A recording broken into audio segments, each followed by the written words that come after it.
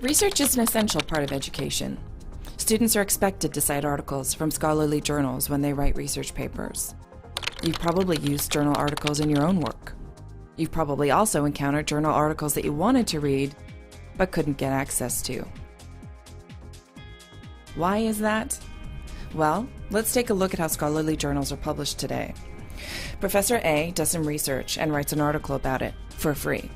He wants to publish it, so he submits it to a journal in his field. The journal likes his article, so it asks Professor B and C to peer review it. The professors read it, evaluate it, and send it back for free. The journal sends Professor A the changes that need to be made, if any, and Professor A sends them the final version of his article at no cost to the journal.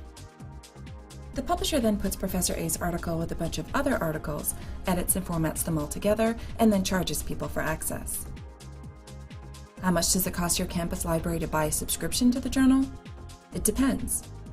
If it's the Journal of Econometrics, a year subscription costs as much as $2,155. If it's the Journal of Geophysical Research, it costs $5,760. If it's the Journal of Brain Research, it's $21,744. Not all scholarly journals cost this much, but when many of the key resources for students and faculty cost an arm and a leg, not even the best-funded university libraries can afford them all. So, librarians buy what they can afford, and students and their professors just have to hope they aren't missing something important. But it doesn't have to be this way.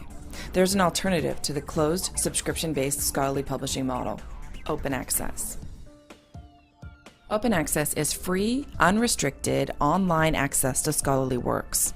Open access journals use advertising, sponsorship, author fees, and other sources of revenue to support the cost of publication, keeping access free to the user.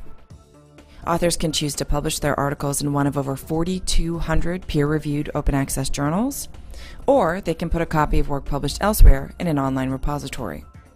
Open access lets anyone read the latest research. It helps scholars stay up to date on each other's work. It enables computer-assisted text mining and mashups, which help uncover trends that no one would have suspected. It gives authors more visibility and impact, and it makes schoolwork a lot easier. Open access brings curious minds and the world's knowledge together.